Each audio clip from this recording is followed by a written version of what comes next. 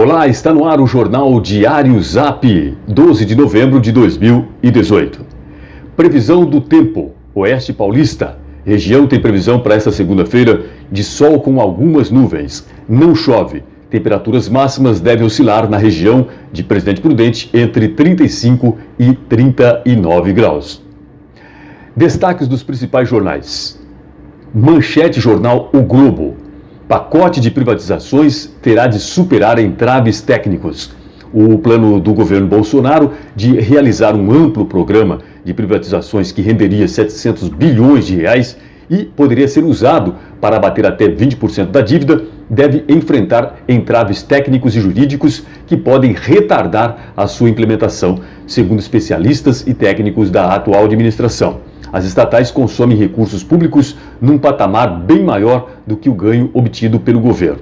Em 2017, pagaram o equivalente a 5,498 bilhões em dividendos, enquanto o valor gasto pela União com subvenções de empresas dependentes do Tesouro atingiu 14,840 bilhões. O jornal Globo também está trazendo: Moro diz que vai avaliar ou que pode avaliar denúncias contra colegas. O futuro ministro da Justiça, Sérgio Moro, disse ao Fantástico que poderá avaliar denúncias contra integrantes do governo e, caso considere as provas robustas, recomendar a demissão. Não assumiria um papel de ministro da Justiça com o risco de comprometer a minha biografia, disse Moro. Vamos agora aos destaques do jornal O Estado de São Paulo. Manchete do Estadão: após eleição, economia dá sinais de recuperação. Com o fim da tensão eleitoral e a diminuição da temperatura política, o humor de empresários e investidores no Brasil começa a mudar. Desde a eleição de Jair Bolsonaro para presidente, empresas começaram a retomar planos de investimentos. O empresário Carlos Wizard Martins, ex-proprietário da escola de inglês Wizard e hoje dono da rede Sforza, afirma que pretende desembolsar 1,6 bilhões nos próximos anos. Outro negócio que circulava nas rodas de conversa de bancos havia meses teve o contrato de compra assinado depois do fim das eleições. A aquisição de 22% da rede Madeiro pelo fundo americano Carlyle. O economista-chefe do Itaú Unibanco, Mário Mesquita, diz que o humor do mercado mudou nas últimas semanas. Disse ele: vemos um claro aumento das consultas, mas a avaliação geral é que as reformas econômicas são fundamentais. Vamos agora a um outro destaque do jornal Estadão. Prender 100 mil não seria problema. O deputado Eduardo Bolsonaro, mais bem votado da história da Câmara, filho do presidente eleito Jair Bolsonaro, afirmou que vai lutar para tipificar como terrorismo os atos do Movimento dos Trabalhadores Sem Terra, o MST, mesmo que seja preciso prender 100 mil pessoas. E aí também no Estadão, outra notícia que é destaque: Dória pensa em Meirelles para o secretariado.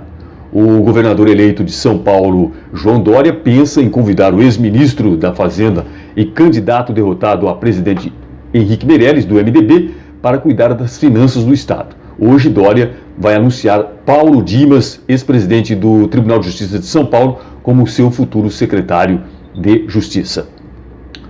O jornal Folha de São Paulo está trazendo: veto à discussão de gênero acumula derrotas na Justiça.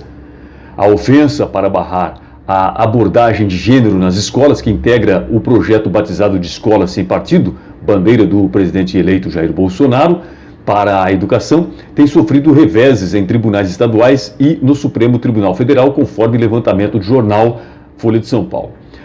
Só neste ano, cortes com sede em ao menos 5 estados, São Paulo, Rio de Janeiro, Minas Gerais, Sergipe e Amazonas, suspenderam leis municipais que proibiam menções ao assunto nas salas de aula.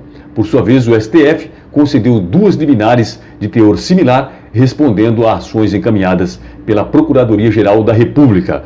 Conforme as decisões provisórias do Supremo, as normas ferem princípios da Constituição, como o da liberdade de aprender e ensinar. Entende-se também que apenas a União tem competência para legislar sobre diretrizes e bases da educação.